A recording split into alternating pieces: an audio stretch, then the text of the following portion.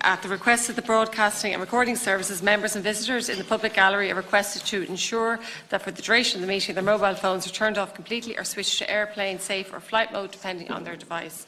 It's not sufficient to just put your phones in silent mode, as this will maintain a level of interference with the broadcasting system. Item number 5 on the agenda is housing standards, fire, safety and damp.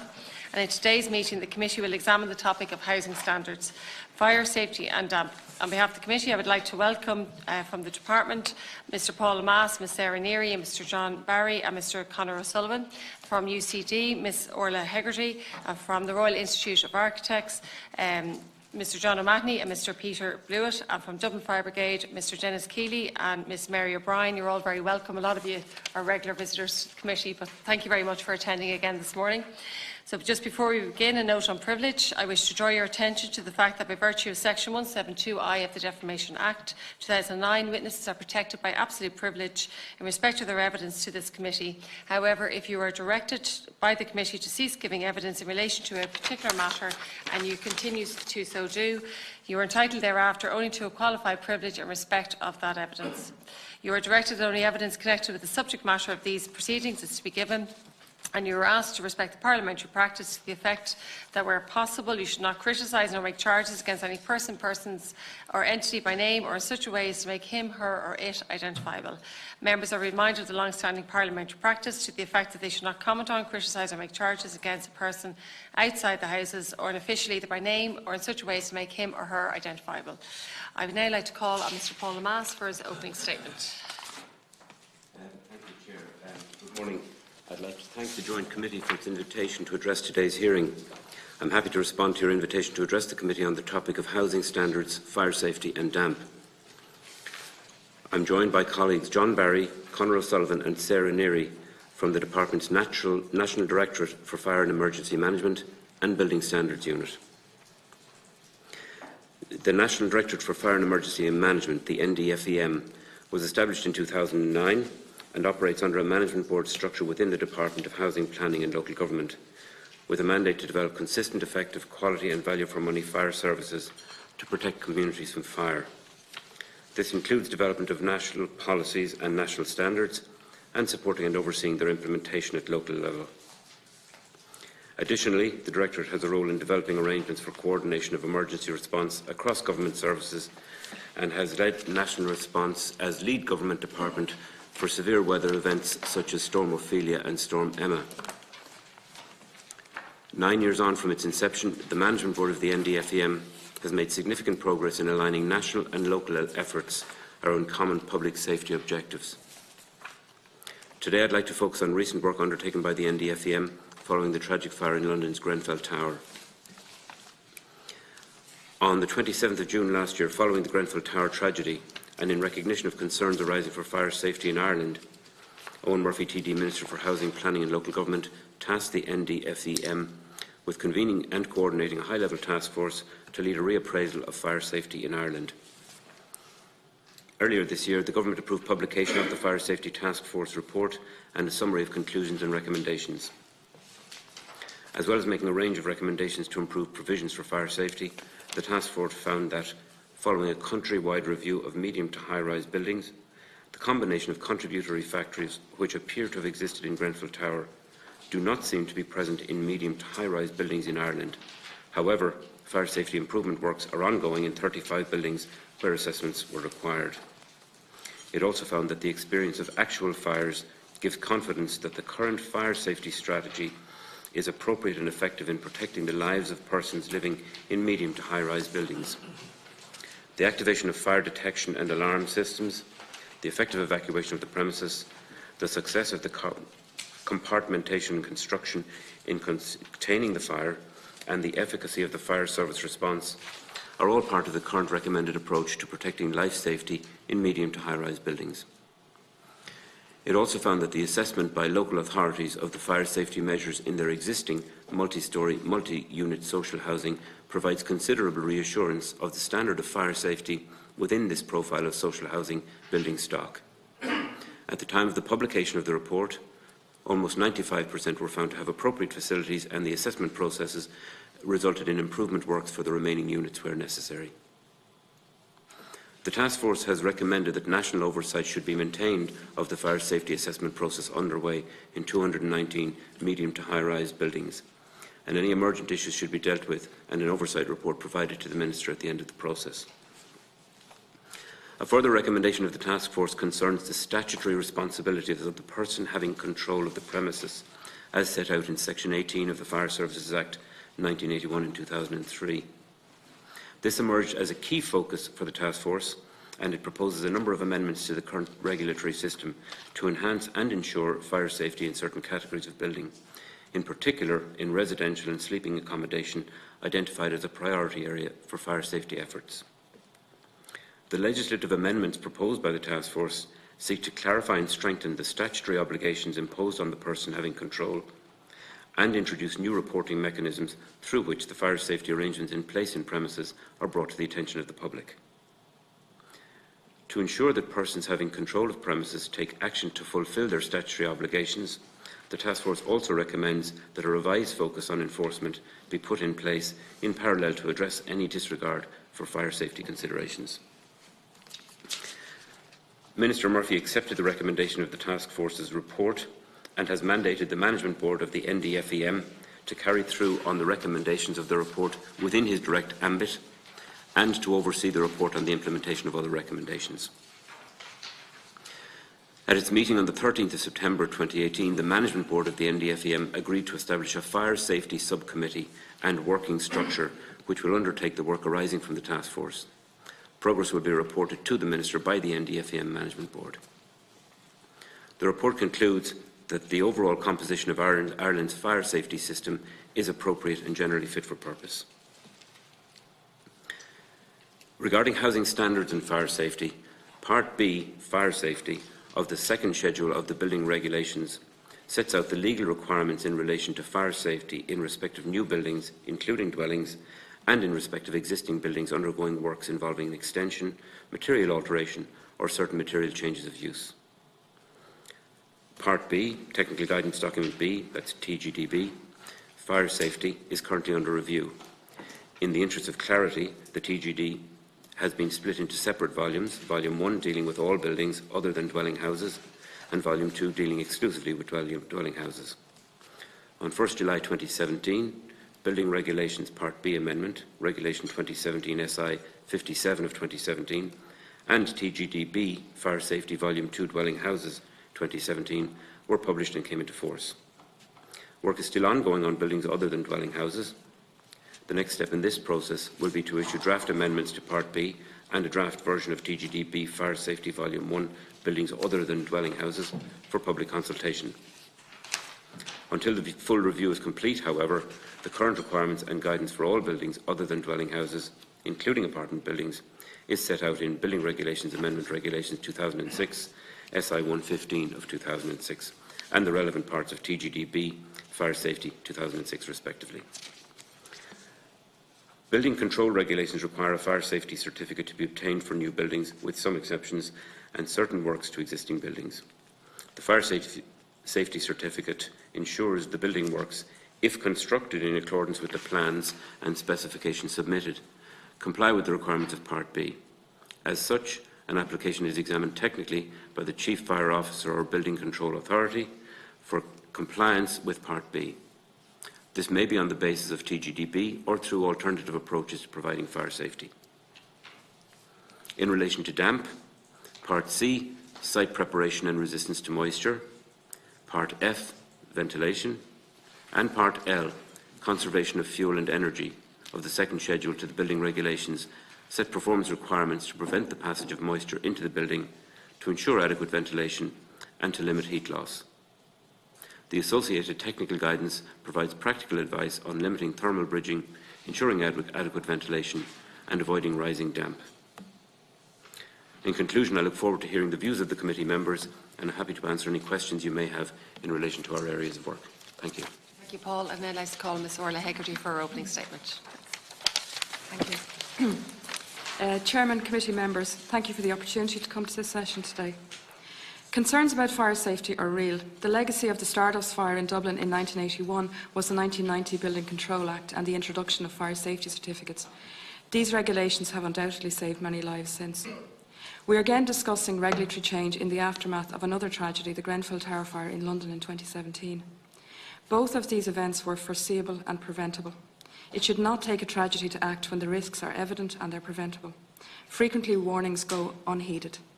Events of this scale don't happen regularly, and we can become complacent to the risks. Fire safety is one of the most visible types of building failure. Other building failures that are damaging to health and to the environment often go unreported because they are not so visible and because they play out in private. They need the same attention in public policy, particularly where there are new and emerging risks. The next pyrite won't be pyrite, and the next Grenfell Tower won't be about cladding. It is evident that Grenfell is part of a very complex failure. It is as much a procurement failure as a regulatory failure. Combustible cladding is part of that, but it is only part of a bigger story. We can learn a lot from these events because it points to weaknesses right across the sector, including flaws in industry practices, poor procurement policies, inadequate regulatory systems, inadequate controls on how buildings are designed, procured and managed, a failure to keep pace with rapid changes in technology and materials. In the 28 years since the 1990 Building Control Act, buildings have become larger and more complex. Housing is being built more densely. The materials that are being used have become lighter, more combustible, more toxic, and less forgiving of poor design, unskilled workers, inadequate testing and control systems. Firstly, I would like to address specifically some fire safety issues, and secondly, I'd like to briefly mention more general concerns about risk of other building failures.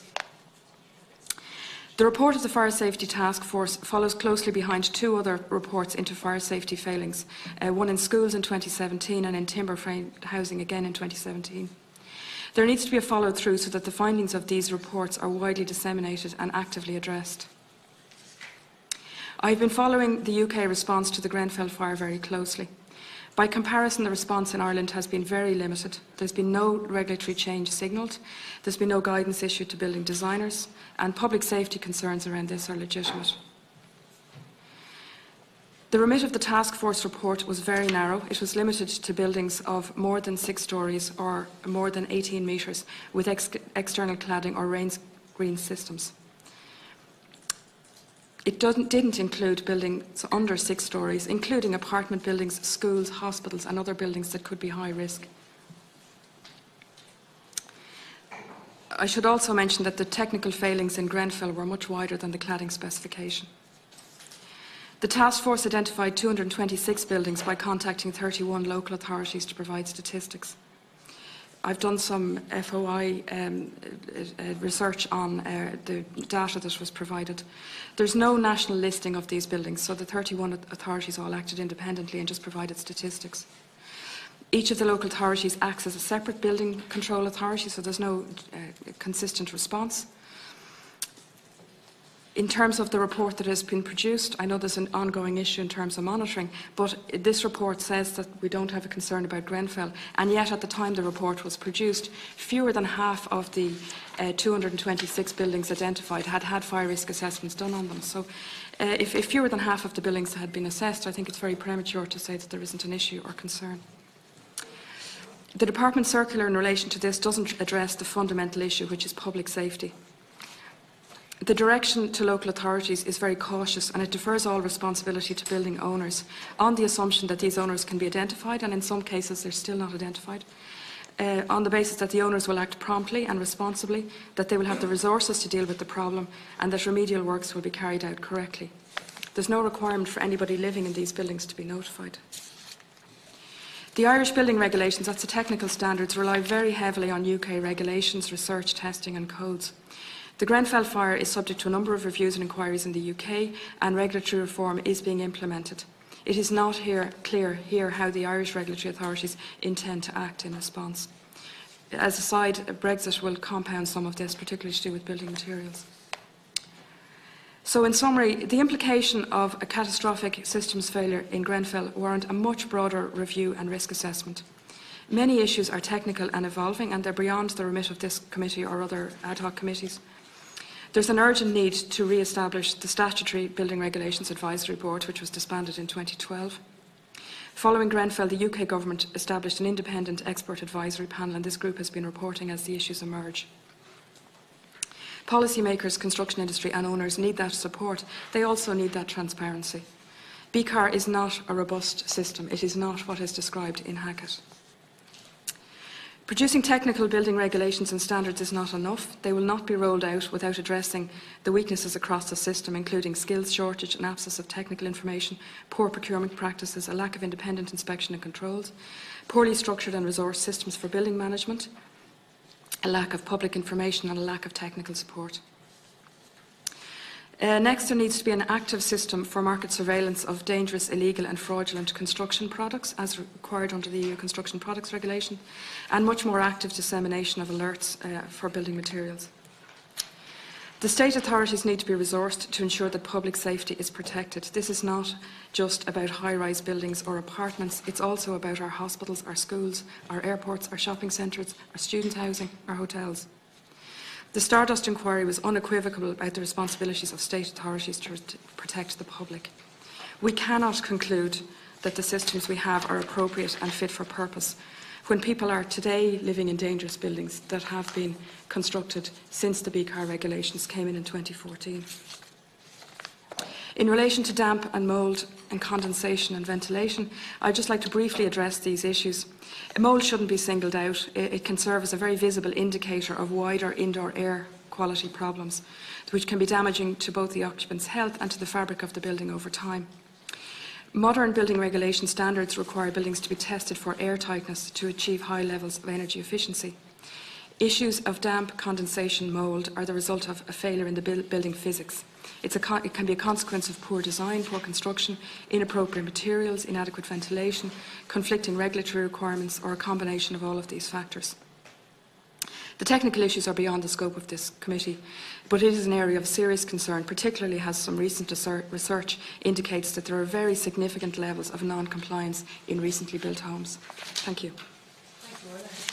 I'd now like to call on Mr. John O'Mahony for his opening statement. Good morning. My name is John O'Mahony. I'm the RIAI spokesperson on housing, and I'd like to thank the Joint Committee on Housing and Local Government for the invitation to address the committee. I'd also like to introduce my colleague, Peter Blewett, who's an architect and a fire engineer and sat on the Fire Safety Task Force. Founded in 1839 and now with 3,380 members, the RIAI is the support and registration body for architects in Ireland and the membership body for architectural technologists. The RIAI works to ensure the safety of the public through the efficient and effective administration of the Register of Architects and the maintenance of standards within architectural education. Since the introduction and the ongoing implementation of the Building Control Amendments Regulation, SI9, the RIAI considers that legislation to be far-reaching in improving the standards of design and construction of building in Ireland, and in particular the building of houses and apartments.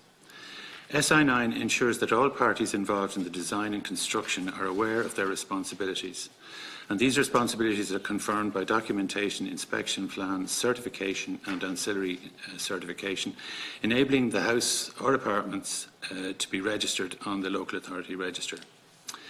The RIA acknowledges the annual reviews of SI9 by the Department of Housing, Planning and Local Government and the construction industry, and have proposed amendments to the legislation which we believe will further improve the purpose of the legislation. 1. Putting Construction Industry Register Ireland, CIRI, on a statutory footing would help to ensure appropriate competencies in building, which is the principal way of ensuring compliant and good quality building. The requirements that such developments are carried out by members of a statutory CIRI register should be seriously considered in the legislation. 2.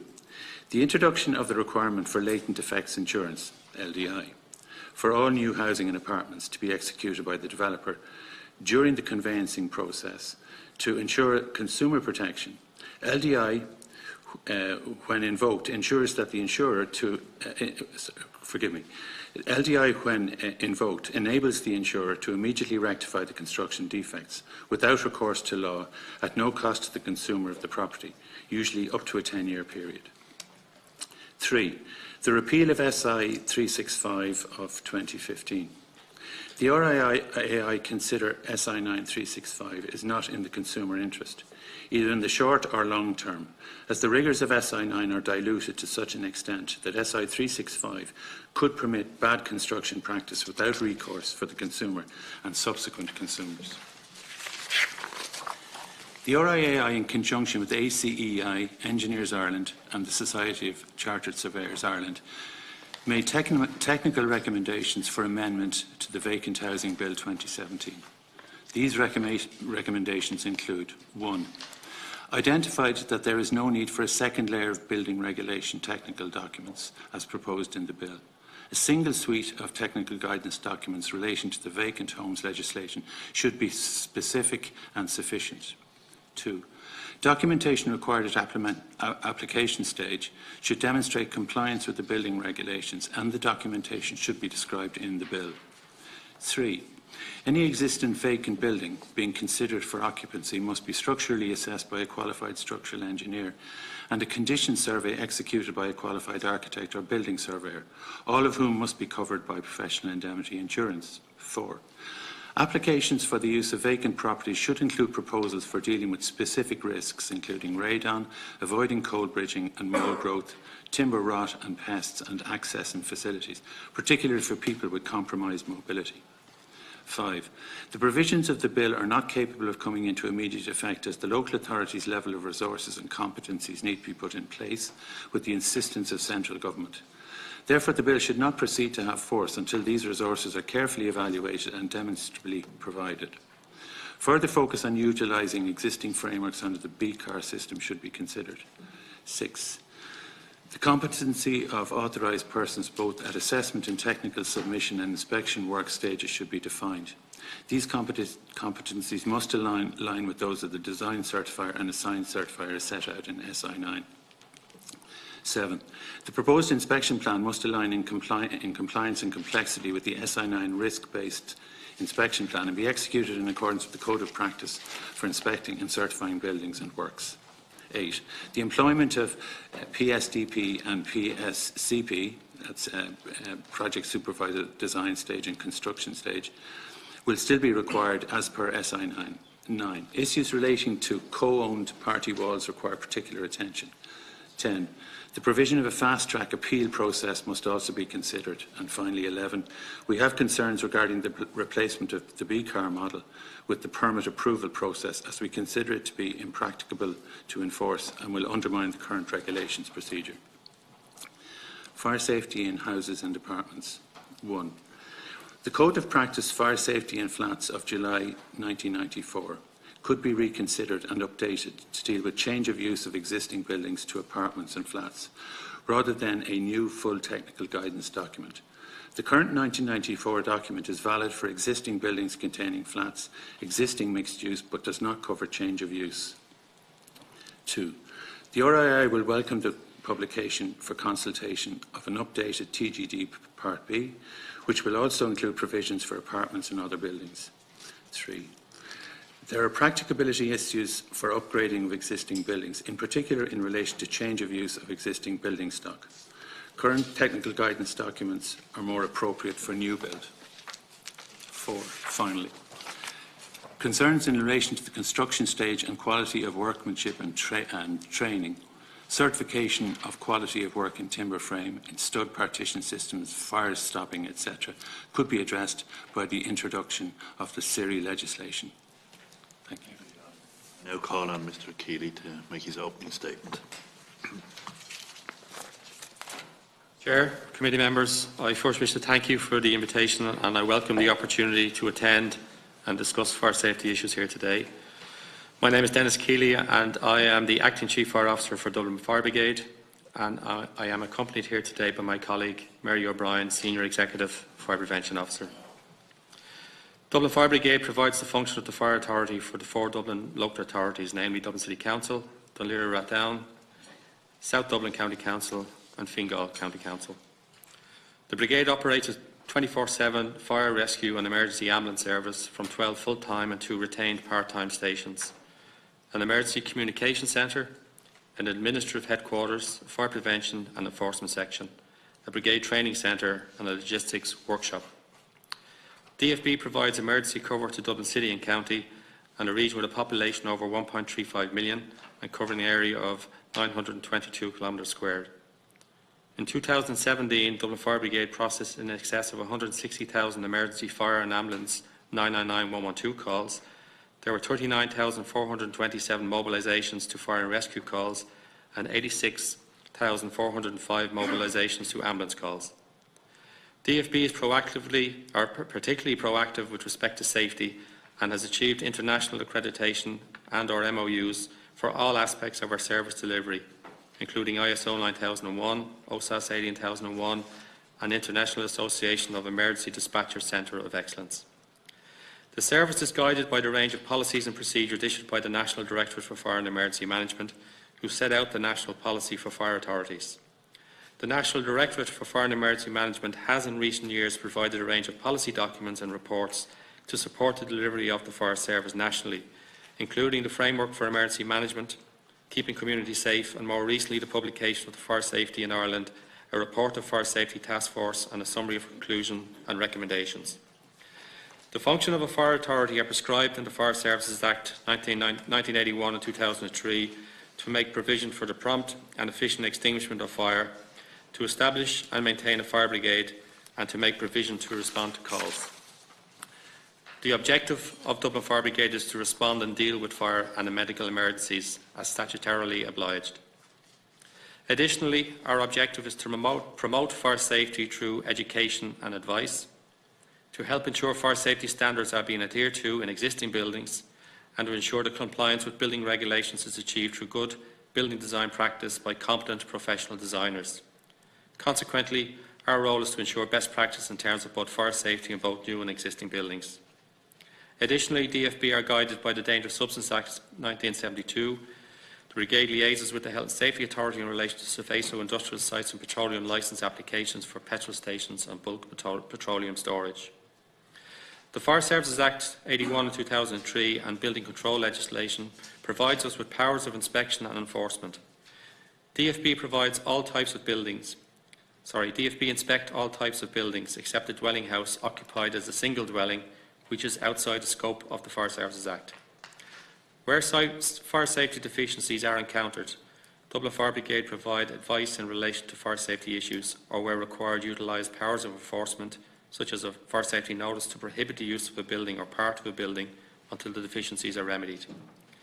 DFB can also issue a closure notice for cases where a more imminent risk is considered, and if required, bring a case to the High Court to restrict the use of a building. Dublin Fire Brigade can also prosecute for non-compliance with fire safety standards, or indeed non-compliance with the aforementioned notices. In 2017, Dublin Fire Brigade issued 14 fire safety notices, 3 closure notices and 12 prosecutions and 2 High Court orders. In 2018, we have served 20 fire safety notices. The Building Control Acts of 1990-2014 govern the design and construction of buildings. It provides for the making of building regulations and building control regulations and the setting up of building control authorities with power of inspection and enforcement. The second schedule of the Building Regulations 1997-2017 sets out the 12 distinct parts of Building Regulations Part A to M, including fire, which is Part B. The Building Regulations are not prescriptive, but are performance-based regulations. DFB administers Part B of the Building Regulations within Dublin City Council and supports the administration of Part B in the other 3 Dublin counties. Each part is accompanied by a technical guidance document, TGD, and DFB primarily deal with TGDB. Works carried out in accordance with TGDB are assumed to demonstrate prima facie evidence of compliance with building regulations. The Building Control Regulations 1997-2015 set out procedures and controls which require owners, builders and registered construction professionals to demonstrate through the statutory register for building control activity that the works or buildings concerned have been designed and constructed in compliance with the building regulations. Building control regulations apply to the construction of new buildings and to existing buildings which undergo an extension, a material alteration or a material change of use, with some exceptions. It is a statutory requirement for the building control regulation that a fire safety certificate must be sought and obtained for the construction, material alteration and material change of use and or extension to a building. DFB, working in conjunction with the building control authorities of the Dublin City Council, process approximately 1,500 fire safety certificate applications per annum. A fire safety certificate, once granted, indicates that a building, if built in accordance with the design which is submitted, will be in accordance with building regulations. It is the responsibility of the designer, the builder and the owner to ensure that the building is built in accordance with the fire safety certificate and the building regulations. With the advent of Building Control Amendment Regulations 2014, there is now greater oversight and accountability of the construction of building and works. Challenges in terms of housing standards and fire safety. DFB have no powers of inspection or enforcement in a single dwelling. We can only advise about fire safety. Tragically, most fatalities due to fire occur in a single dwelling. In order to address this, we undertake community fire safety initiatives throughout the community to give advice and create awareness of fire safety best practice. In essence, to help people keep themselves safe from fire. All other buildings used for housing, including apartments and hostels, should comply with building regulations if new or materially changed or extended. Additionally, the Fire Service Act places responsibility on persons in control of a building for fire safety in that building in terms of the operation and management of the building or apartment or hostel. However, it is important that persons in control of buildings are aware of their responsibilities. This is especially important in the context of apartments. The Multi-Unit Development Act of 2011 provided for setting up of an owner's management company for each apartment complex. It is important that a formal OMC is created for each apartment complex, complete with sufficient funds to operate. Under the Fire Services Act with regard to apartment buildings, the OMC would be considered to be the person in control of the building and therefore is responsible for fire safety in the apartment building. Therefore, any enforcement action carried out would be directed against the OMC or persons in control of the apartment building. Unless the OMCs are adequately funded, they will be impeded in their capacity to manage fire safety in the apartment building.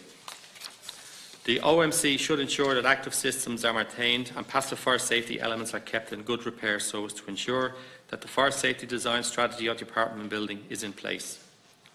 I would like to highlight the challenges and issues we have noted through our inspection programme, and in particular the deficiencies identified based on legacy building defects that occurred in that decade. We have found both construction defects and management inadequacies. While we have extensive powers, as explained under the aforementioned legislation, we are mindful of the impact of our actions and cost to homeowners. Our focus is on safety, on risk mitigation and improving the safety of buildings. Dublin Fire Brigade continue to work and engage with stakeholders in this regard. We will, however, use our powers to full extent, if warranted, to minimise risk to owner-occupiers. At the Fire Safety Certificate application design stage, DFB are being presented with new building techniques and complex fire safety engineering design innovations.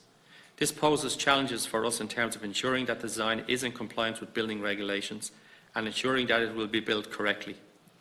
It is vital that there is good education and handover to the owner or eventual users in terms of fire safety strategy of the building, once the building is complete, to ensure that it will be operated within the fire safety strategy design parameters. We also consider the effect of the design innovations on our firefighting capabilities and the health and safety and training of firefighters. This is particularly pertinent in both high-rise and complex building design. These types of buildings are designed with a myriad of fire safety features, both passive and active systems, to ensure compliance with building regulations and the safety of occupants and firefighters. Recommendations. In May 2018, the report of Fire Safety in Ireland, report of the Fire Safety Task Force, was published by the Department of Housing, Planning and Local Government. This report addresses the public concerns and fears that were generated on foot of the Grenfell fire and makes a number of recommendations to guide fire safety in Ireland. I welcome this report and its recommendations. It highlights the engineer, educate and enforce approach to fire safety in Ireland. I welcome the recommendation of a more targeted inspection and enforcement approach based on risk assessment prioritisation. I also welcome the emphasis on education of persons in control and OMCs in their responsibilities under the Fire Services Act. I recommend that advice is given to apartment owners and representative bodies on their fire safety responsibilities and the importance of an adequately funded OMC. The continued emphasis towards community fire safety and helping citizens stay safe from fire is important and should be supported. We have a high presence of smoke alarms in homes, but more can be done to ensure that they are working correctly. More targeted campaigns and programmes should be developed based on operational intelligence. The leveraging and increased use of social media platforms should also be developed. Dublin Fire Brigade is at the coalface in terms of ensuring that building design is in compliance with building regulations and in responding to fires in these buildings. As our building regulations are performance-based, we rely on fire safety engineering and also current codes of practice and guidance to check compliance of designs. It is important that standards referencing guidance are kept current.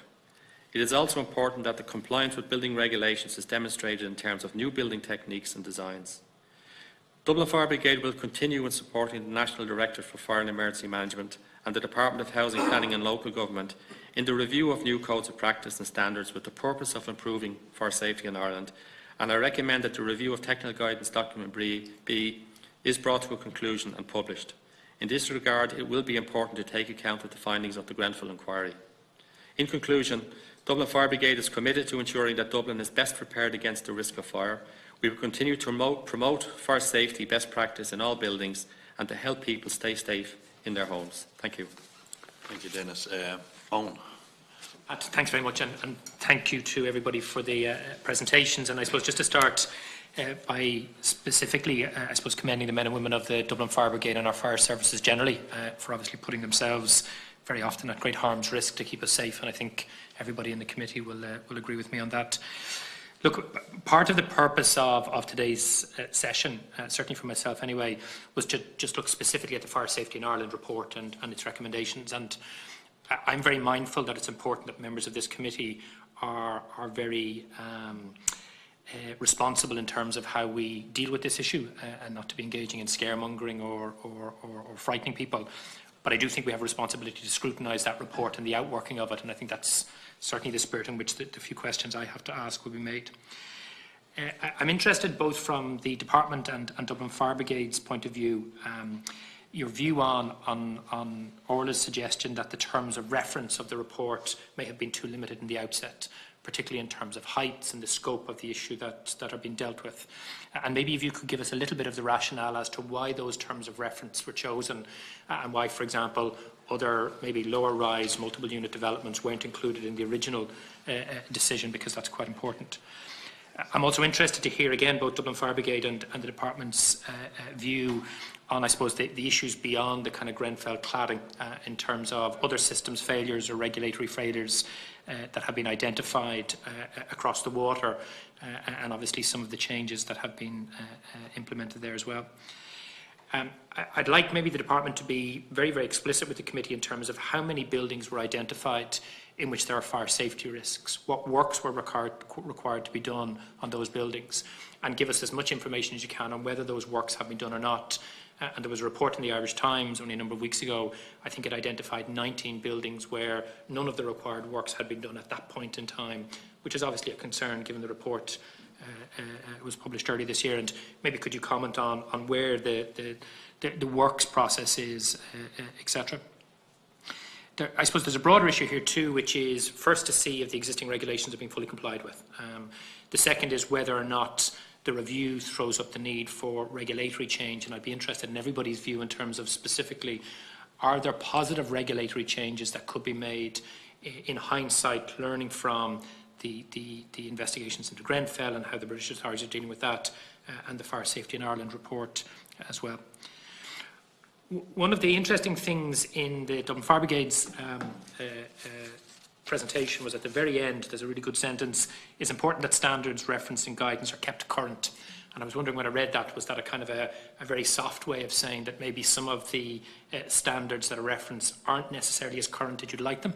And maybe can I draw you out on that a little bit more? Do you think there is more updating that can be done of some of those standards to ensure they're as current as needs be? One of my concerns in terms of the regulatory framework is this issue around dwelling houses occupied as single dwellings. Now, I don't know the legislation as well as all of the people on the panel, but I'd like you to explain to the committee as clearly as in plain English as possible what exclusions arising from the legislation are there for dwelling houses occupied as single dwellings. And given that that would have been defined, I suppose, back in the 80s, we're now at a period where, you know, even semi-detached or terraced houses are much, much more interlinked in terms of the construction mechanisms. So can we really talk about any dwelling, bar a standalone bungalow or standalone detached house, that is occupied in that way? And, you know, I'm thinking very clearly of Millfield Manor in Kildare, and the way in which, you know, what happens in one house or in one apartment automatically is interlinked with others. And, you know, is the interpretation of that a problem? Is that an area that we need to see legislative change? Because, you know, when I talk to folks who live in multiple unit developments, for example, they often express a concern that that particular statutory provision is used either by developers or owners to limit the application of the regulatory framework to protect their interest as inhabitants of those what are, okay, single-use dwellings, but fundamentally interconnected with their neighbouring dwellings as well. I'd like the view of everybody in the panel in terms of an idea I've been promoting for some time, that whatever about the inspection regime and SI9, and I don't want to go into the detail of that because we've had lots of discussions about that before, that for multiple use developments, whether residential or commercial, or those kinds of developments that have potentially higher fire safety risks, should we not be moving to a stage where at least those buildings are all subject to mandatory fire risk inspections during the construction process by whether it's local authority, fire safety inspectors, etc. Because I just think, you know, given the issues we're dealing with, surely that type of building should be subject to those mandatory inspections. I'd really like to hear the Department of Housing's response to the 4 kind of recommendations that Orla makes on page 3 of her submission. And my last question on this is, when we as politicians talk to residents who are affected by these things, the one thing that they always tell us more than anything else is nobody's sharing information with them. You know, so Millfield Manor is a really good case in point.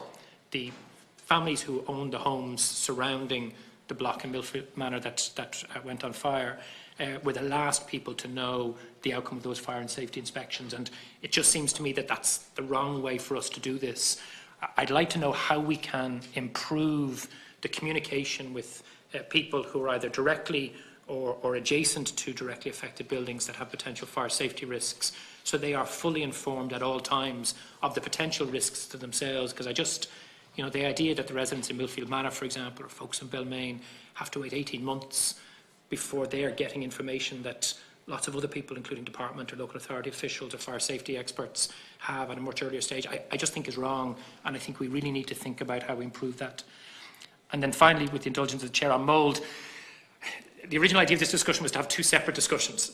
One was around mould and one was around fire, so we're probably not going to get much on the mould, but I suppose I want to throw that out why it's here, because I'd say some of the panel are a bit perplexed as to why they're thrown in. They're not thrown in as the same discussion. There's a separate issue, and we may have to return to this in committee. We are increasingly coming across constituents in local authority and in private multiple unit developments that were built at the height of the boom, where damp and mould are becoming a significant problem, and it's not just in the big urban areas, it's in our rural towns as well. And the standard response, for example, in a local authority setting is this is a lifestyle issue.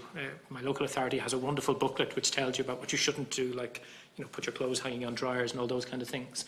And while all of that is true, it's clear that failure to comply with standards, certainly pre-2014, has created structural problems in a lot of these buildings. And I think we need to have an informed discussion around government policy and local authority policy to deal with that issue, because simply throwing it back on the residents and saying, use your dryer less or hang out your clothes less, even if they're not doing any of that, I don't think is an adequate response. I think we have a structural problem we need to talk to.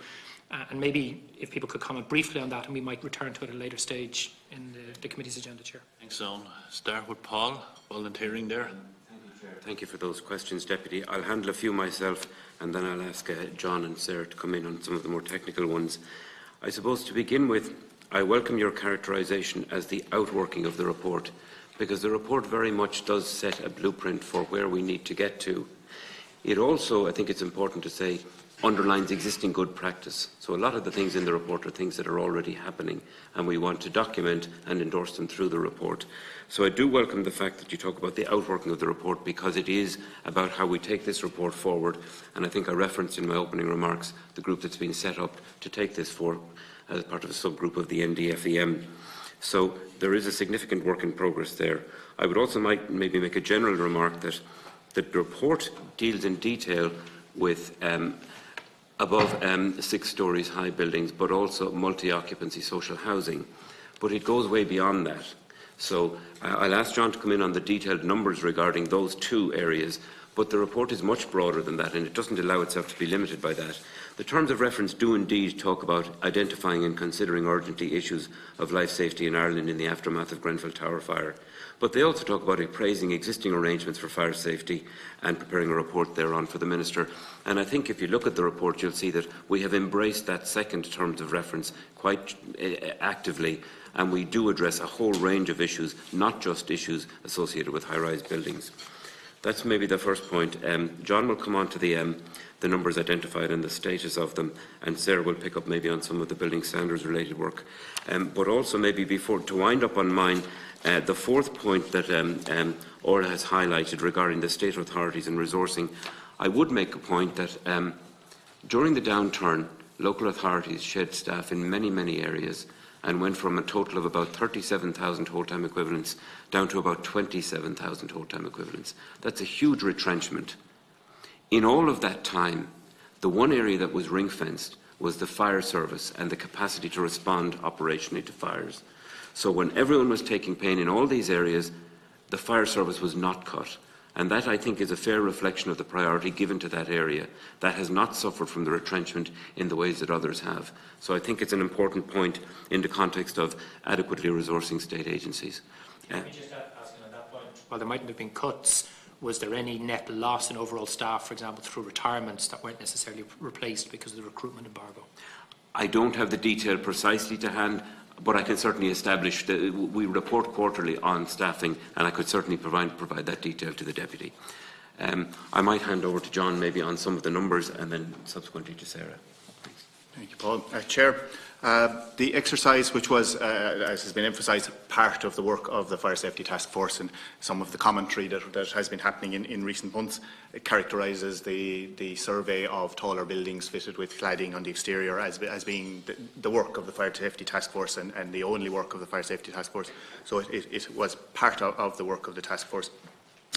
Starting last summer, the Department asked fire services to identify taller buildings across the country, and particularly to identify those fitted with cladding. Then further, the Department requested local authorities to consider, in the case of buildings fitted with cladding, to consider whether it would be warranted for fire services to use their power. They have a power under Section 18(6) of the Fire Services Act to require the person having control over the building to carry out a fire safety assessment of the building. That assessment then can give further information as to whether there is a need for remedial works generally in the building or to cladding purposes, or to cladding installation, should I say. I can give you the numbers of buildings across the country that were identified, and they start with large numbers. Firstly, at this height, buildings above 18 metres or above 6 stories, should I say, 838 buildings were identified across the country. 373 of those were residential buildings and 465 non-residential buildings. Of those, I can come back to these numbers, Chair, if you wish. I'll go through them, and if we wish to go back into any detail, we can. There's a lot of numbers in what I'm about to say. Of those 838 buildings, 287 were fitted with a type of cladding installation that was of interest. Of those, 104 were residential and 183 non-residential. Fire safety assessments were required by fire services in 219 cases. That's an adjustment to the figure of 226 that we have heard, but the current figure is 219. Of those, 102 were residential, 117 non-residential buildings. To date, up to the most recent figures we've received from local authorities, 138 fire safety assessments have been received, 61 residential, 77 non-residential. That leaves us with 81 fire safety assessments still outstanding. There would be, let me see my numbers, 41 residential and 40 non-residential. Of that 81, 67 are in process, so if you like, fire safety assessments are being done and prepared. That comes to 34 residential and 33 non-residential. That leaves us with a figure of 14 where fire safety assessments haven't yet been started, 7 residential and 7 non-residential. When were they asked? When were they first notified that they needed to conduct these assessments? This would have been last summer of 2017, so there has been an issue, and if I'm coming down to that last residual figure of 14, there have been issues getting engagement in a cohort of buildings. We're down to that figure of 14. That has improved as time went on. Is that in a specific local authority or spread across a number of local No, authorities? that would be a number of authorities, and there are a range of issues there. If you like, and while I'm saying that assessments haven't started, that's not in all cases necessarily that an owner isn't cooperating. There are cases of ownership isn't necessarily clear, or a building is transferring ownership, and who the current owner is a matter to be established. So there are cases like that. I just want to get everybody in, and we'll let you come back a second time because other people want to come in. Fair enough. Staying with the numbers, across the country then, arising out of that assessment process, and I'm saying 67 or 81, 80, forgive me, I go out of that assessment process, 35 buildings in which there are some fire safety concerns to fire services as they assess the assessments that they receive. They've identified issues of concern in 35 buildings across the country. 28 of those are residential buildings, 7 are non-residential buildings.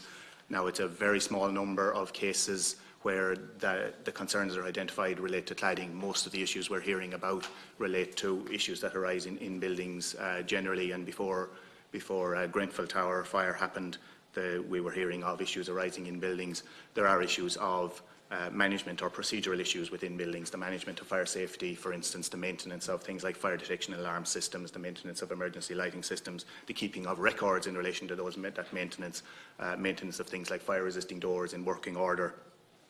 Then there would be issues of things like fire stopping in compartmentation within buildings, which again are issues that we have heard over recent years in buildings. So again, they tend to arise and have arisen in some of these cases. In a very small number of buildings, I've been informed of 2 cases where it has been found necessary to consider replacement of cladding on buildings, and that work is underway. In a number of buildings. I know one building which the work is currently underway, another is about to start. So that there are more significant works and are cladding related. Now, in December, our department, as part of the work of the Fire Safety Task Force, we developed and issued guidance for fire services and for professionals who are involved in this fire safety assessment work, guidance on the assessment of these cladding systems and what factors could be taken into account. And there's a lot of, as you imagine, technical detail in that guidance, but one of the important points in the guidance was that if an issue was found where a concern about rapid fire spread in the building was considered to be very serious, well then consideration should be given to cease that building ceasing to be occupied pending the completion of remedial works to cladding systems. Now, there's no case that has been brought forward yet where fire services have considered that necessary. Of those buildings, when I mentioned that fire safety assessments are outstanding and are in process and are expected in buildings, fire officers have been in all of these buildings up and down the country, so they have confirmed themselves, or the person having control has confirmed in relation to the existence of life safety systems, fire detection alarm systems, emergency lighting systems, adequate means of escape for people in the premises. And those are the basic things we would first be looking at to see, are they in place in buildings within this category.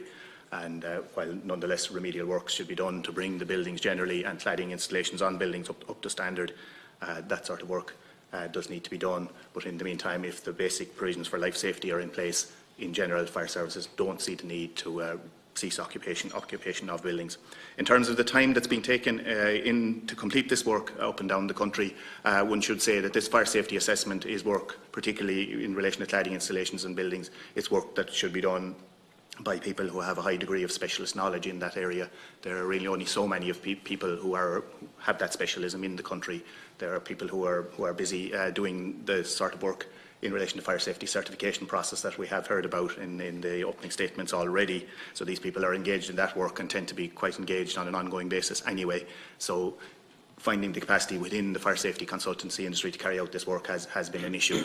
So that would explain why the work is an ongoing process. So we're regarding it as an ongoing process. In general, fire services haven't reported to us about issues that are causing them such immediate concern that buildings should cease to be occupied, and it will be work that we will be continuing to oversee, and we intend to report to the Minister at the end of the process. John, Could I just briefly come in to endorse one thing that John has said before Sarah comes in, because he's gone through a complex set of numbers which leave you with 2 sets of 7 where assessments haven't yet started. But I think it is important to point out that in all of those buildings, Chief Fire Officers or Assistant Chief Fire Officers have visited the buildings, have satisfied themselves that alarmed and emergency lighting and escape routes are in place, and that combined with the policy to evacuate the building in the event of a fire and the strong awareness at local level of where the buildings are, it gives us comfort that there isn't a life safety issue. Thank you. Sarah. Thank you. So maybe to deal with some of the recommendations from Orla's report, yes, BRAB was finished back in 2012, and that was part of a wider programme of reducing the number of agencies and independent bodies. I suppose since 2012, we've been working on the new building control regulations that were introduced in 2014. There was extensive public consultation on those. There were high-level working groups, both within the department and local authority sector, and extensive consultation with industry. And a lot of that has continued in terms of the review and the implementation of BCAR. Right up until yesterday, there was a meeting with industry representatives. Even a year after BCAR was introduced in 2015, there was another public consultation process. So we'll consider that there's good communication between various sectors in terms of how building control legislation is evolving. In terms of market surveillance, the building control authorities are the market surveillance authorities. There's a framework in place which explains the roles and responsibilities and the processes involved. Orla mentions the RAPEX notices here. There have been a number of them issued. We do liaise with our European counterparts, and anything that's of relevance is disseminated through building control authorities in that respect. We do our market surveillance is largely on a reactive basis, but we have over the last few years carried out market surveillance projects each year on a number of different products. In terms of building regulations and standards not being enough, I suppose a huge amount of work goes into developing up the guidance documents to the regulations so that they can be communicated across the industry. I suppose since 2014 we see an increasing number of queries and questions around the interpretation of the technical guidance documents. They're being used and read probably more than ever before. So I suppose that the training across both building control officers and the industry, and I think the RAI might explain what they're doing on that, but there's a huge amount of training being carried out at the moment on various aspects of the building regulations and inspections of that as well. The competency is ensured through the 3 regulated professions. And I suppose just to say, in terms of the building control management project, the lead local authority now has been established in DCC. That provides a kind of a central governance and oversight structure for building control officers across the country. So there's the lead local authority embedded in DCC. There are regional committees that have been set up now, 3 regional committees, and there's meetings taking place on a quarterly basis, and that's a really important opportunity to disseminate the kind of national position, and also to provide upward feedback from building control officers in terms of what they're finding on the ground, all in the interest of increasing consistency across the country and a better understanding of the detail within the guidance documents and how to achieve compliance. Deputy O'Brien, you mentioned about inspections of residential or commercial buildings, the more risky buildings, if you like. So a recommendation of the task force was that fire safety should be, inspections should be carried out by competent people from the local authority. That's very much embedded in the building control management project. The inspections process, well, I won't go into the policy around that, but certainly risk-based targeted inspections is our goal. We have a number of measures in place, and an awful lot of work has happened this year in terms of setting methodologies and policies around identifying the risk. I won't go into those. We have discussed some of them previously, and a lot of work has been done on them, but I suppose that creates a situation where you can identify risk and target those buildings that are most at risk. In terms of mould then, and happy to deal with it in more detail on another occasion, but I suppose Paul has mentioned in the opening statement there are sort of three parts of the regulations that deal with preventing mould and that happening in buildings. And I suppose if you look at the underlying causes of mould growth, it's either ingress of water from the outside or from the ground, cold areas in buildings. First of all, the ingress of water is dealt with under Part C of the regulations, and that's to prevent groundwater rising into a building or rainwater getting into a building. Part L then deals with limiting thermal bridging, which are cold spots in buildings, which would, given certain conditions, would facilitate the growth of mould or condensation on a surface. Proper ventilation in a building is fundamental to preventing these as well. We often see situations where vents are blocked up or not used properly, or mechanical systems not being maintained properly, and these are all contributing factors. And I suppose the occupant behaviour is a huge aspect of all of that. So, but welcome an opportunity to discuss in more detail later. Thank you. Thanks, Sarah. Orla.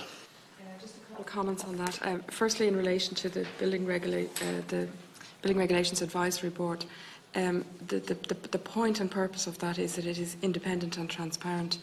I wasn't aware until just now that there's been an annual review of BCAR undertaken, so those reports haven't been published. There's also a risk, and I alluded to it in some of my what I said earlier in relation to new methods of construction in lighter buildings. There is a need for transparency about this because new products are coming on stream, and it's different to traditional construction where a small pallet of materials were put together on a site. We now have very sophisticated constructions, and we need to know what the regulatory process and approval for those is, because obviously it's evolving very, very quickly. So some of the recommendation is that it has a broader participation and that the reporting is published. And the other point I wanted to make was just in relation to the Hackett report, which is the UK response to Grenfell. The headline issue on the Hackett report is that the current system of building regulations and fire safety is not fit for purpose. Now, the Irish system is modelled on the UK system, and you could argue that the UK system has more controls and more independence than the Irish system. So, if the UK system is not fit for purpose, and our system is modelled on it and is weaker, I think we need to take that very seriously. Some of the specific recommendations in the Hackett report I think certainly point out to the fact that the BCAR system is inadequate, and the Hackett report would address issues where, specifically where BCAR would be inadequate. And just to name a couple, one is that it should not be possible for a client to choose their own regulator, or for a regulator to be unable to apply sanctions where a duty holder where it is warranted. Now, that doesn't happen under BCAR. There shouldn't be any conflicts of interest. Again, we have conflicts of interest right through our system.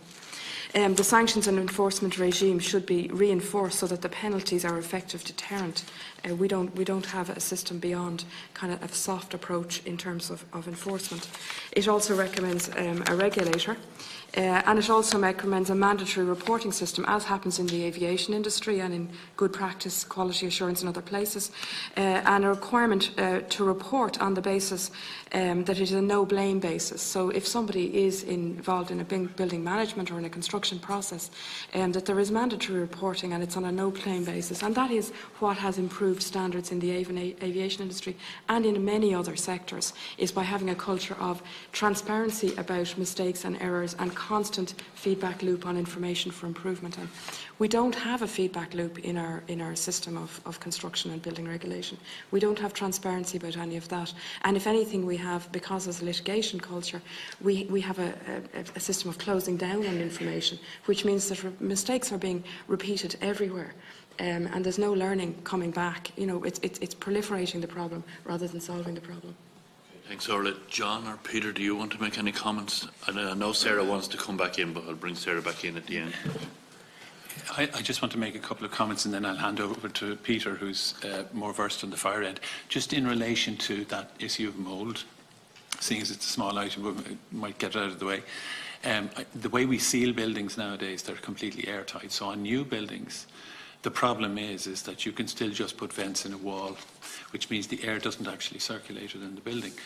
Certainly as practitioners, we are starting to insist that there is a handling system within apartments and houses that actually extracts the air. And there are methodologies of doing this, and I think it's important that maybe within the regulations they become a requirement. Otherwise you are dealing with stale, bad air, and that in turn leads to all the sort of problems that we're dealing with.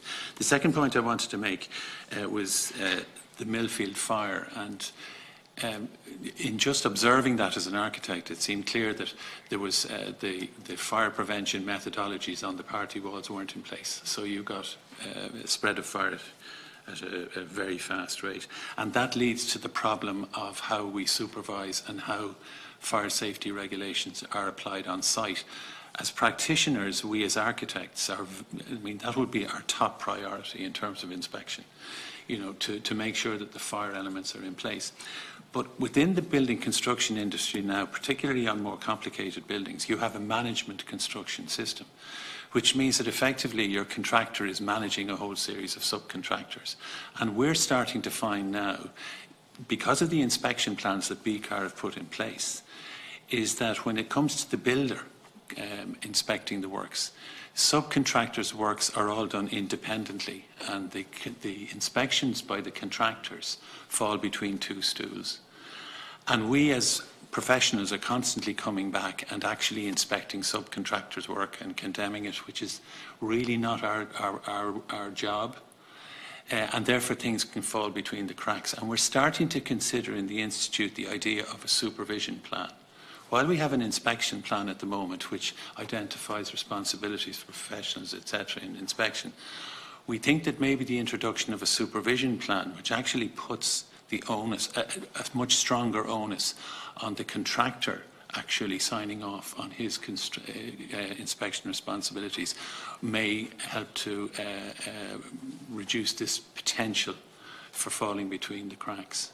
But Peter might want to comment more specifically on the fire issues. Yeah, it's, we're trying to paint probably a whole industry with one brush, and there are so many different segments. And just for a little bit of clarity, I think we have to divide, first of all, between the older buildings and the newer buildings which were built under the building control. And there are a whole different set of items that need to be looked at in relation to fire safety between those two buildings. With the older buildings, you don't have the same issues that you would have with the building regulations, but you do have, say, mould. You have to open the window and get the air through it. You have issues with fire safety, and I'll just concentrate on the older buildings first of all. The issues there relate to the fact that the building regulations may not be appropriate for those buildings, and you may need to use guidance that is more appropriate for the existing buildings. There are issues with change of use as well in these buildings, which I've noted in the report. Going on to the technical guidance document, we have two types of buildings as well. Technical guidance document is an excellent document, and the whole process I have found very useful and very helpful as an architect, because it helps to guide you in the right direction. And the technical guidance document Part B, for example, I'd call it a 95% document. So the document has been designed to try and assist architects and designers and the building industry to build 95% of the building types that we're actually producing. The non-innovative type products, for example. So that if you're building, which for most building types and buildings that we're building, the technical guidance document is there and it's suitable and it's useful. The issue with specialist materials then becomes the problem, and you do need to study those and work out if they're suitable for purpose before you use them, because they're not in the technical guidance document. To go on then to Hackett and the comparison between the UK and Ireland, maybe there's another forum for that as well. We have a system here which is quite robust from the point of view of the technical guidance document. The fire safety certificate process is robust and it's very rigorous, and one gets a fire safety certificate which does identify a safe building if it's built in line with that. That then goes on site. And the issues I find as a practitioner is down to quality control, trying to get the right products, not having products replacement of products, ensuring that the people who are actually building it understand what they're building. There are training processes that need to be put in place in relation to the people who are applying all of these products. That comes back to the CERI and the qualification of the building contractor and their processes and controls in relation to the construction. People think that building is simple, but it's not. Building process is a complex process. It needs a lot of learning and study, and you can't just send a guy in and say, please build this wall here and hope it works. He has to understand that the wall, and we've picked the one for the example with the fire down in Kildare, the person building that wall has to actually understand what he's building. He's putting up a panel, he has to understand he has to put in the fire stopping, he has to understand he's trying to stop the fire going from one side to the other. And what we're finding is that in the industry, we're getting people who understand what they're doing themselves. They don't understand the big picture, and as mentioned, we need to understand the overall process. And the master builder, the builder who's put himself forward to construct this building, needs to understand what he's doing, understand the safety of the people he's trying to produce at the end, and get those details right. We shouldn't be coming on site as an architect and actually picking up all of these basic issues which should be understood in the construction process. Going through to BCAR and conflicts of interest, they're whole areas which would take a whole day to talk about. Mandatory reporting, that process that was mentioned there. Once again, I wouldn't have the qualifications to discuss on that. But just going back to it, the design process generally is very good if they're done by persons who are qualified. The fire safety certificate process is robust, and you get a fire safety certificate and the drawings are prepared and checked. It's important that these are implemented on site. The transfer of information to the building owners is very important, and that process is there. The task force has brought up items there to try and make that stronger. I was on the task force and I introduced many of these issues as well to the task force, and some of them were taken on board. And it's important that the buildings owners understand what their responsibilities are. They understand what they need to do to keep the building up to standard, because they are technical units and they need to be provided with proper maintenance as the building goes on. So thanks, Peter. I'm just getting conscious of the time now, seeing as we've only had on in so far. Dennis, I'll go to you next. Thank you, Chair. They'll control that themselves. Okay, thank you, Chair. I suppose if I just go back then to the figures and numbers for the context of the greater Dublin area in terms of the inspections. I suppose even before I get to that, I think it's important to state that during our conduction and research, we found no building in the Dublin area with a Grenfell at Grenfell level. There's no building like Grenfell in the Dublin area. That's the first thing. I think that should give people some comfort. We visually inspected 650 residential tall buildings and 285 commercial tall buildings, and they ranged from apartments and included hotels, hostels and airports, so it was a fairly broad spectrum of building types. Following on from that, we wrote to 63 of those identified buildings. 21 were residential and 42 commercial. We engaged with them all. We were a response from all of them. 7 of those merited further discussion and investigation. And we have one building where the cladding has been removed, or is in the process of being removed, but that was more around the integrity of the cladding itself, as opposed to the fire safety aspects of it. So that's the context of the Dublin area in terms of the facts and figures. In relation to one of the other questions by Deputy O'Brien in relation to the issue of standards, that was more in relation to TGDB, which we use for compliance, and the importance of having that completed, and obviously taking account of the Grenfell inquiry. The other issue then, it was in relation to what was the other question? Oh yeah, inspections, the mandatory inspections. Dublin City conducted 1,000 inspections last year. To date, we're at 1,500. Some of that is due to additional personnel, replacement of personnel over that time, which allowed us to increase our capacity on inspections. I think they were generally the areas that concerned us. I know Sarah wants to come in just to make a point there. Do you want to make that now, and then I'll move to Fergus and Grace for their questions. So. Okay, just 3 very, very quick points. One, just to clarify, it's not that we have an annual review of BCAR, it was that there was a review taking place after a year in March 2015, post the implementation of the BCAR system for a year. In terms of products, new products that are on the market, where products don't fall within either European standards or Irish standards, the way to demonstrate compliance with the building regulations is through third-party certification, and really that's the only way we can ensure that products are suitable for their intended use and for the specific use that conditions that they're being used in.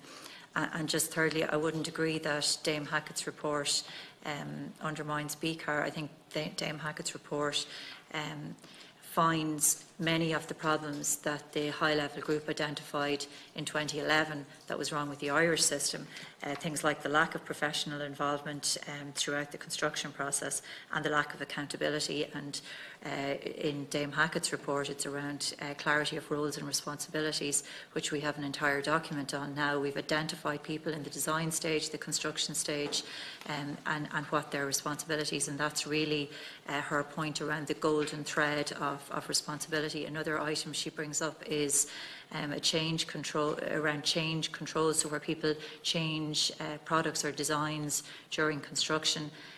Obviously a major risk to a project, and in the context of Grenfell too, and that is explicitly referenced in our Code of Practice of 2014, where you must notify significant changes to issues that relate to compliance with building regulations. Also, Dame Hackett refers back to health and safety legislation, and in many ways BCAR is based on that similar model, where the people who are involved in the construction and design are directly responsible for their work, and then that there's effective oversight and inspection on a risk-based approach to that through building control authorities. But happy to discuss that in more detail on another occasion. I know probably Orla wants to get back in, Paul wants to get back in, but you wouldn't mind, Paul, if I let a few other questions in first, and you'd be able to come back in again after that. Sorry, Fergus. Thanks, no, I've learned a lot, I must say. And the thing I've learned most of all, I think, is the reassurances from the fire officer present that there are no buildings that he's aware of, and indeed the department are aware of separately, that have the potential to cause the fire that happened in Grenfell. I think that's very clear. from what they've said, and I've misinterpreted, please correct me. The question is about the 14 buildings you're talking about that remain, and I think you've said that the fire officer in each case has inspected those, and there isn't a Grenfell issue there in the context of the cladding. But is the issue, when you said this, that there's not clarity about who actually owns the building, or who is there, or there may be lack of management companies or whatever?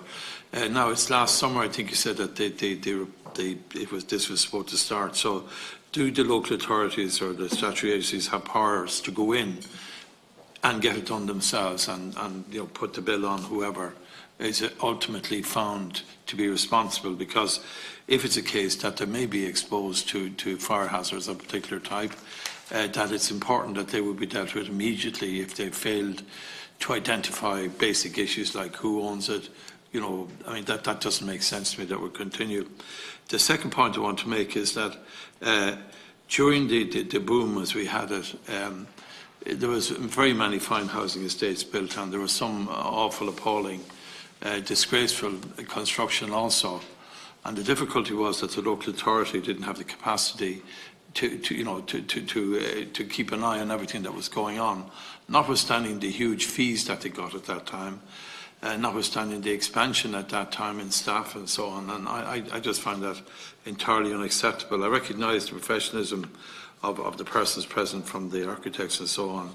But like when you buy a house or when you rent an apartment, you assume that once it's open for business or you buy it, that everything is right. So I think I would agree with what Orla is saying there. The question of transparency and accountability goes to the heart of all of this, because everybody believes that the statutory agencies are doing their job, or they believe they are anyway, and that professional people have done their job. But when they haven't, how do we know? And where's the oversight? Where's the vigilance? Where's the analysis coming?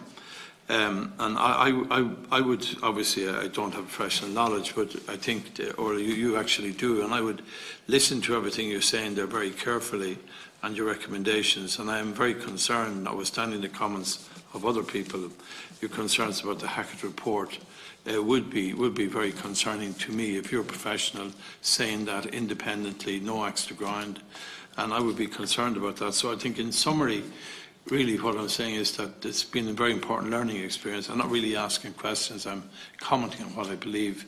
I think transparency, accountability more is needed, and action if people aren't doing their job in terms of inspections. If you can't, or you're unable to identify them, that you should go in and do it, or get somebody professionally to do it. So if Hackett is as critical as you say it is, I suppose the real question is to you, what should we do now? How do we address that issue? What do we have to change? Okay, thanks, Fergus. Grace?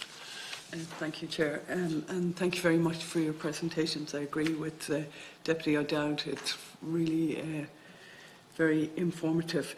My first question to the department is, so what happens now with the fire safety, the report? So where does it go from here? Will there be further research when the recommendations, will it be commissioned to confirm the extent to which fire safety measures are in place? So will there be ongoing research? Just a general question, with the extent and necessity for new buildings, do the fire safety, the fire department, do you have the resources necessary to scale up in terms of the work you're doing? And the same, I suppose, with regard to the architectural department. I mean, again, with the scaling up of the necessity for dwellings, do you have resources to conduct the inspections necessary? And then just, Orla, you were talking about the feedback loop. What exactly do you mean by that with regard to the department? How is that going to happen? And then you spoke, Orla, about the physics of buildings with regard to dampness. So I'm concerned that, Mr. O'Mahony, you said, that with regard to dampness, that that the residents or the occupiers will have to now come up with a piece of equipment to suck the air out. Like, what's happening in terms of the physics of our buildings? Is dampness, is it a growing problem? To excuse the pun, but I suppose historically we've always been aware of dampness in buildings, but I'm just wondering with regard to changes in temperatures and maybe more moisture in atmosphere with regard to climate change or whatever, is dampness a growing problem in terms of the way that the buildings are being designed and with regard to the external factors that are creating an internal problem with respect to the physics of the new buildings that are coming online. And then one more. Oh yes, and then Sarah, you were in with us yesterday in the Climate Committee, Climate Action. So I was wondering with regard to the renovating of the older housing stock. Yesterday we spoke about deep retrofitting of buildings, and do you expect that will help to mitigate against the problem of dampness, or alternatively could it contribute to dampness being a bigger problem in buildings if the physics isn't properly managed? Thanks. Owen, you want to come back in very briefly Very briefly, now? Chair. Two of my original questions weren't answered. The issue about the single dwelling house and the 81 Act, can you just explain to the committee what exclusions pertain to that? And can you give us a view, and I'm asking this of everybody, whether or not that bit of the legislation is outdated given the changing nature of building technology? Also, nobody, I think, bar Orla, responded to the question around the failure of authorities to give residents affected by some of this information the information at the earliest possible opportunity. Again, I'm thinking, for example, of the fire safety report in Millfield Manor and the 18 months between when the report was originally commissioned, when people got it. And then the supplementary question is, of the inspections that were carried out, and that information is really helpful, thank you very much, and very reassuring, as Fergus said, are there any buildings where works are required that aren't progressing and that as a result of that are causing some concern for the task force or for the fire services? Thanks. Okay, I'll start with policy. Thank you, Chair. And I'll pick up on some of those, and I'll ask colleagues John and Sarah to also come in. The next steps regarding the report, well, the Minister has accepted the report and has tasked the National Directorate for Fire and Emergency Management to take forward those actions within the report which are directly within his direct ambit, but also to oversee the implementation of the other recommendations. So a subcommittee has been set up to take that work forward. In other words, it's a charter effectively for the future development of fire services, and that will be taken forward and led by the National Directorate for Fire and Emergency Management. That will involve a significant increase in resourcing for the Directorate, and we're in the process of putting additional resources in place. It will also involve the implementation of the 63 recommendations, so it's not just about the multi-unit or the high stories. And it's important to say, and maybe to correct a statement earlier regarding no regulatory change being signalled, there will be significant regulatory change as part of that process, including but not limited to the area of the person having control of the building, which is what Peter referenced in his earlier intervention. But maybe if I could ask John then to come in on the single dwellings, and then perhaps Sarah will talk about the provision of information. Chairman, I'm sorry, I have to go to another meeting, so I'll take the answers. I'll watch, my PA will watch online. I apologise, I've been sitting there for 2 hours and I have another meeting to go to, but I know I've asked my question. Thanks, so I look forward to the answer and I will pay attention to it. Thank you. All right, thanks, Fergus. John. Thank you, Chair. Perhaps maybe I could first deal with Deputy O'Brien's question about any buildings causing concern within the, as I identified earlier, there are 28 residential buildings and 7 non-residential buildings where there are some issues of concern. A minority of those relate to cladding. Most of the others are related to building features, or fire safety issues in buildings that have been found before Grenfell Tower and are the sorts of things that can arise in buildings. If specifically you're asking me, is there a concern that no building has been reported that's of such serious concern that a fire service is taking the view that occupation of that building should cease or should stop. Perhaps it's worth saying from the reports that I'm hearing from fire services that as far as we can tell, and I'm not able to say that there's none of it in the country, but the specific type of cladding product that caused a lot of concern on the Grenfell Tower building, I have no report of the presence of that on any building. I'm not able to say there's none of it in the country, but people don't seem to be finding it as part of this exercise, so I think that is worth noting. So as I say, that in terms of while works are going on, and yes, there are fire safety works to be done, there's no building that's, I think, of the sort of concern you're asking me about. To talk about single dwellings and the exclusion in legislation, I think maybe it's worth clarifying the particular, and maybe I could characterise the legislation that deals with fire safety in buildings, if I could characterise it dealing with two ways. Firstly, the Building Control Act and the provisions under building regulations deal with the construction of buildings and their preparation for occupation. Secondly then, the Fire Services Act deals with the management of that building and its operation and provisions for fire safety during the occupation of that building. And it's in relation to that second piece of legislation those requirements and the powers of inspection of fire services, there's an exclusion from for dwelling houses occupied as single dwellings from those enforcement powers of fire services. There isn't an exclusion, however, from the requirement to construct dwelling houses to meet the requirements of building regulations in the first place. So in terms of fire safety in buildings, I feel like fire services don't have powers to require people in their own homes to manage fire safety in their own homes. We do, however, have a significant communication exercise where we encourage members will be aware that last week was Fire Safety Week. We try and promote fire safety and fire safety awareness and fire safe behaviours in homes, and I think it's worth emphasising the core of our message. You will have seen some of the television ads that have been, we kick off a campaign at this time every year, so you will have seen some of the advertisements, I'd imagine, already on TV, where we emphasise the importance of smoke alarms, the importance of testing those smoke alarms, the importance of dealing with obvious dangers in the home, dealing with sources of ignition, smokers' materials, electrical appliances, switching off electrical appliances, unplugging them at night, having a nighttime routine, having in place a plan for in case of fire or in case of alarm during the nighttime period or at any time during the day to get the family safely out of a home, including people who might need assistance, the very young, the very old, vulnerable members of a household.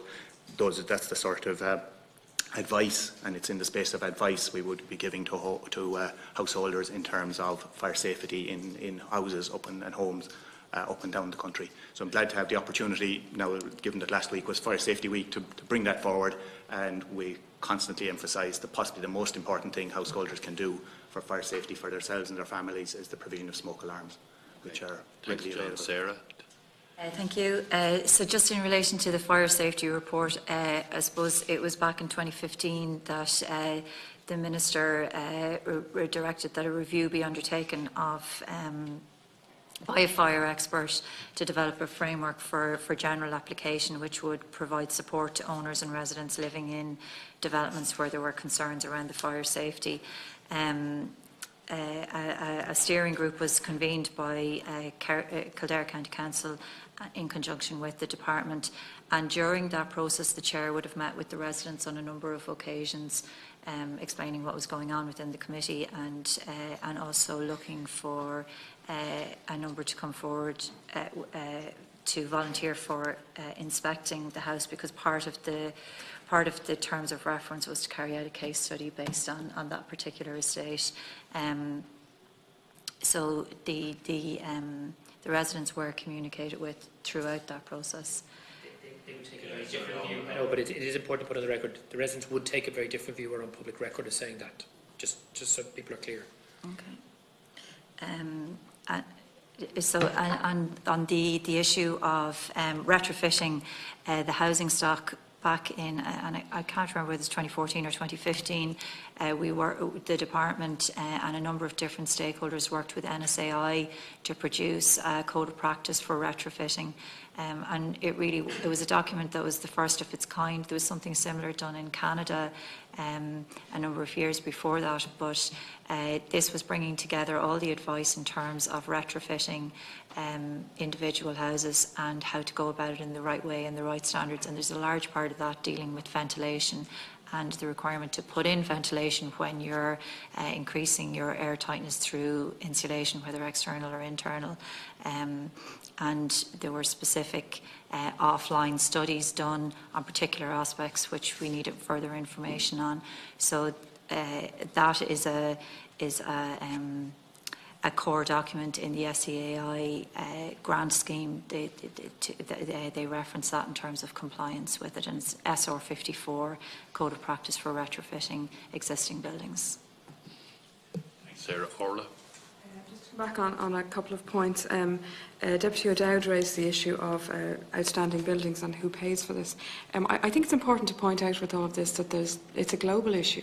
You know, the issue with combustible cladding didn't start at Grenfell. There were major fires happening about every 4 months globally before Grenfell. So to think that it is one rogue material that found its way onto one building, I think would misrepresent the situation. The issue with Grenfell isn't just the cladding, it's the assembly, it's how it was put together, it's where the windows were, it's where the compartmentation failed. Inadequate escape routes, lights and alarms not working, ventilation not working. There's a myriad of reasons that go to the root of how construction industry procurement is happening, how the regulatory systems have been deregulated and outsourced, and all sorts of other issues. So I would like to emphasise that this needs to be very broadly considered and not in some narrow way. And it is a live issue in lots of other countries about how this will be paid for, how it will be resourced, how enforcement will work in terms of requiring buildings to be evacuated or works to be done or whatever else. So I think we need a broader forum where this can be actively done. And my personal view is that having invited stakeholder groups really isn't opening it to the rest of the industry to know what's going on, to anticipate what's coming next, which affects how people are designing buildings, and to allow for all of that. So we need a much more open system about signalling what's the issues, who's inputting to it, and what the likely future path will be through this. I don't feel that we have that at the moment. In terms of what happens next, I think that's all part of it. There is definitely going to be an issue about resources with these buildings. And I think it would be remiss of me not to mention the large number of defective buildings we have already. We have an enormous legacy issue of defective buildings that will need to be resourced and will need to be funded in some way. And again, there's an information loop for both the designers, the people doing remedial works, the people who are in these buildings, about all of that. So there's a broader context, I think, that goes back. Is there a list of those buildings with this defect? No, I sought that from the department. There wasn't a list compiled. There were numbers sought from the local authorities. So just on to the damp issue, if I could just maybe address that briefly as well. The building regulations are quite clear about ventilation and about insulation and about the building physics. And I think maybe the committee might return to this. It's very clear from initial research that's being done on the building energy register is what compiles all of the data for building energy in buildings that are having grant upgrades or new buildings. It captures an enormous amount of data about all of this building physics. Initial work on that is indicating two things. Firstly is that the substantial non-compliance in BER certificates, which needs to be addressed, and I think the Climate Change Committee might need to look at that. There's also indication that there's issues with ventilation and insulation, and that's going to have an impact on indoor air quality and people's health. You know, it's a very substantial issue that needs to be actively addressed. I don't think there's issues with conflicting regulations. I know there's work being done on that, but there's a broader issue of 10 years of not a lot being built, particularly in housing, rapid change in regulations, lack of upskilling, lack of public information about all of this, a lack of technical details being available that people can actually use. The details that are available currently are not up to date, so people are using details that are being made available publicly that are out of date. This isn't how you put materials together on a building. So it's a very significant issue. Okay, thanks, Orla. John or Peter? Just, you mentioned, does the industry have the capacity regarding inspections? Up to the introduction of B cars, as professionals, we would have done one inspection on a building on completion, and we would have signed a certificate that from a single visit on a visible inspection that the building complied with the building regulations, which was clearly totally inadequate at the time.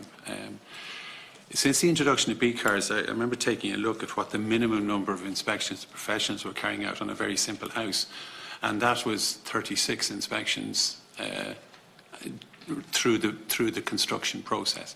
And I know that certainly in our practice it would be more than that. In fact, the inspections would be based not only on the inspection plan requirement, but also on actually just going and having a look on a regular basis, a drop-in, drop-out basis. Just in my own professional practice, where we're a big housing practice, so we would be dealing with, I think, 26,000 dwellings was the last count. We have inspection teams, so we have very specific inspection teams set up, and their sole purpose is inspection, and not just inspection on projects, it's also informing the rest of the practice as to how things are changing and how regulations are changing. And I know that certainly with the bigger practitioners that's happening across the board. So in terms of inspection, I think as a profession we're stepping up. But again, there are still gaps, and those gaps, I think, are probably in the construction side. You mentioned the ventilation, which Orla talked about. In very simple terms, old buildings were leaky and cold, and new buildings are sealed and warm. And when you have a sealed, warm building with people breathing and doing, cooking and so on, you really have to extract that air. And I think our regulation should be more specific about extracting and changing that air. I certainly, again, from personal practice, I find that fresh air introduced using modern systems, the internal environment is amazingly different to the normal environment that we all experience in our old leaky houses. Just one last point, and Peter wants to say something. One of the big issues we have actually is the retrofitting area. Like, we have 2 million dwellings in the country, and while the regulations are terrific for new build and for the small number initially, but it's starting to increase for all our new build building, in fact anything say from about 2014, we then have all of this supply that has to be retrofitted over time. And that's something we really are going to address. We're going to have to address, and I'm not sure how that's done, carrot, stick, some way. But if we don't, houses don't get built, knocked down. Houses last for centuries. Commercial buildings get knocked down and replaced. Houses don't. So I think that's the next step, is to start looking at a retrofitting system. And I think David wants to say something about it. I think most of the items have been picked up from the queries, I think. Transparency was mentioned. Just at the end of a job, the process is there to have a safety file, and the chain, the golden thread of getting that to the actual end user is important. There is training required, in particular in bigger developments, where the management companies do need to have somebody who understands the process of what the building is and is able to implement it. Other items, what happens next with the report that was done, the fire safety report? There are quite a few recommendations, and when proposals are prepared on those, in particular items such as notices on buildings and the responsible person, the RI will want to be able to make comments on that and add to it and make recommendations. Existing buildings, I alluded to it. It is important from the fire point of view. I think a lot of buildings, the upgrading of them can be quite complex and difficult. There is guidance in place, the 1994 guidance, which I've mentioned in relation to existing apartments. And I feel that that could be a basis for change of use as well in the same type building to help, because trying to implement the full rigours of a technical guidance document in older buildings is quite difficult, if not impossible, and very costly. And to be able to use guidance like that for change of use would be important, I think. That's the renovation. Thank you. That's Dennis, it. Thank you. Briefly, I suppose, in relation to Deputy O'Sullivan's query in relation to resources, Dublin Fire Brigade have 25 members of staff in the fire prevention section. It's a challenging area in terms of staff retention, with a number of people who move on, promotions externally. So there's ongoing recruitment to maintain that number, and we try our best to keep that at that level. We have a targeted, I suppose, risk-based inspection programme based on our resources.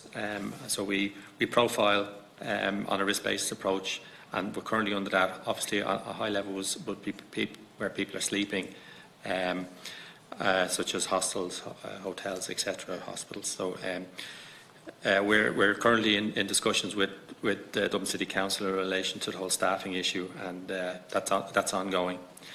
In terms of Deputy O'Brien's question in relation to where works are not progressing or we're finding difficulty, yes is the short answer.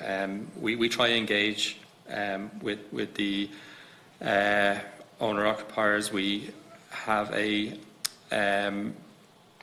unfortunately have found the need to go to court to ensure people are safe and make buildings safe. Over last year, we had 14 fire safety notices served, 2 High Court actions, 12 prosecutions. Our ultimate idea is to engage with these stakeholders and ensure that people work with us. But unfortunately, with those kind of figures, you can see there are occasions when we have to use our powers. In relation to the non-notifying of householders in terms of when action has taken place, part of our procedures in relation to dealing with particularly apartment complexes where we discover faults or fire safety issues, is again to deal with the OMCs particularly and inform them of the type of action that's been taking place. As part of that process, we try and ensure that a leaflet drop for every resident is provided outlining the action that's taken place and a range of fire safety features that should be considered in general, but certainly ongoing while the work is being done. So I think the rest of the issues I think have been addressed. Just very briefly in terms of resources. I think the sector that John's work would be in would be the very compliant end of the sector. I think it's important to point out that of new housing, a very substantial number would be opting out of any inspection whatsoever. And another substantial sector in the new build would be in the zone where the industry rate is about €2,000 for an inspection regime, which certainly wouldn't be delivering the number of inspections that John discussed. I would also, I suppose, point out that there's a skills shortage right across the industry at the moment, and if it is anticipated to go from 14,500 new houses last year to 25,000 in the next year or two, the resources are not there to inspect at that level unless there is some strategic approach to using resources in a targeted way. We will be back to where we were 10 or 15 years ago, where it was a visual inspection. It'll just mean that there's more paperwork attached. The resources are not there to do 8 or 10 or 20 inspections on every new house in that regime. It has to be rethought. Okay, yeah, great. And on the back of that, you know, in light of the demand for housing and the need for construction and the lack of resources, which we know in terms of skilled personnel, and what Orla talks about in terms of inspection fire, what are you doing to make sure that we can scale up? Or Sarah? Maybe in the first instance, just to highlight that the role of the department and the sanctioning role for recruiting new staff, I don't have the exact figures to hand, but I believe the department has sanctioned in the order of 700 to 800 staff in the area of housing over the last 3 to 4 years. So any sanction requests that come in for additional staffing in these areas have been processed very quickly. We have very few on hand. So if a local authority identifies a resource gap, we do what we can to plug it and to accommodate them in that way. So we are sanctioning it. And in terms of skills shortage, are you working with the other department, you know, in terms of education, training, skills, in terms of having sufficient skilled in the industry? I'm just wondering, I mean, if there's I suppose a big shortage. I suppose there's two elements to it. Is the maybe skills shortage in the construction industry itself, and then the professional resources to do the inspections part of it. And I suppose I think the RAI, John mentioned 3,380 professional members at the moment who are all available to do the assigned certifier role. We don't see that there's a significant skills shortage, or at least we haven't been made aware of that in terms of the assigned certifier role and the BCAR role as such. Whatever about the skill shortage in the on the labouring side, let's say, of the industry, and we are working with the likes of education and skills in terms of that. And there are, I suppose, there's an entire policy around that, and even around the efficiencies within the industry and the move towards greater off-site construction. And that, I'm not saying it's perfect or anything, but there is work going on at that. It's not our direct responsibility, but I suppose even in the social housing realm, we've been very actively promoting off-site construction. We developed, in conjunction with the Office of Government Procurement, a framework of design-build contractors using off-site construction, and social housing projects are pulling off that framework now. Also, DCC earlier in the summer would have gone to the industry looking for expressions of interest to do off-site construction apartment building, whether it's a volumetric type programme. So there is a significant move towards that, and that is less labour intensive. Yeah. Okay. Sorry. Yeah. In the code of practice for inspecting and certifying buildings, which we produced as a guidance document to the introduction of BCAR back in 2014 and revised in 2016, there is a sample inspection plan for housing, and it goes through the risk assessment of how to assess the risk associated with the building, or in this case a house, in terms of identifying the risk and identifying the most appropriate times for inspection. And it gives an example for a non-complex building, a non-complex dwelling. So there is guidance out there, and we've been working very closely with the industry to develop that and support the process of inspection. Okay. Okay, thanks, sir. Maybe just ask just a very few brief questions myself, just in relation to multi-unit developments and the owners' management companies. I think, Dennis, that you referred to there, and we had the apartment owners before us here, before we rose before the summer, and they equally have a concern that they don't have the funds in place to carry out the works necessary. What can we do in relation to that, or is there any solution to try and help them out, deal with latent defects, and indeed trying to keep first standards up to speed? And in relation to individual buildings, and regretfully, tragically, as you say, most of the fatalities occur in single buildings in Ireland. In relation to when we sell an individual property, does it at that stage have to have any certification that it's fire certified? Are you with me? When a property changes hand, is there any process there?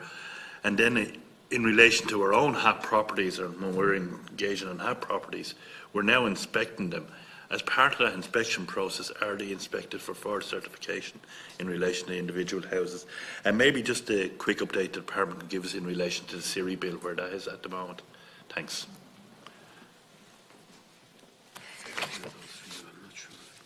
Can you take Siri inspections? They can take what you can. Okay, in terms of Siri, so we got a government decision back in May 2016 to proceed with the general scheme.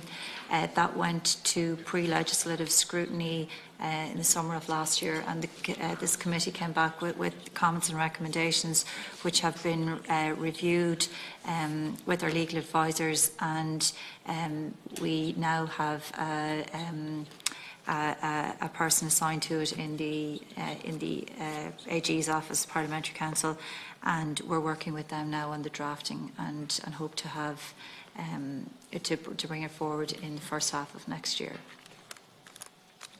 Okay. In relation to HAP properties, I'm sorry now, it's not just my particular area. We could come back to you maybe on just that. one, because we are now trying to inspect HAF properties before we put anybody into them, and just as part of that process, is fire certification being considered? And it would be the benchmark there would be the rental standards, and the rental standards do have a number of provisions around fire safety measures. In terms of units changing hands or being bought and sold, I suppose the introduction of the cert of compliance on completion will now be a document that would be sought for, certainly in the initial, when you're buying new. It's certainly an aspect of conveyancing, and I suppose into the future, as those new buildings start changing hands, that CCC should travel with the building. Would it be reassessed at that point, or? So I suppose due diligence in terms of when you're making a major purchase like that, you may want to get your professional advisors to look at the building and see has it changed in any way. But I suppose building regulations don't apply retrospectively, so it would be. I suppose it's a good practice certainly to get an inspection by a professional. Okay. Yeah. Sorry, Paul. Yeah. And just briefly on the management companies for multi-unit dwellings, the task force report does recognise the fact that it is essential that the operating management companies need to be able to raise the funds to provide the facilities. So it kind of endorses the issue. I think that's as far as it can go with it at this point. Okay. Orla, you wanted to come in? I suppose it's just that there is an opportunity to streamline these inspections. There's a lot of different things going on, and in terms of being efficient with resources, there's a HAP regime for inspections, there's a residential tenancies board regime to be ramped up for inspections, and there's the BCAR inspections.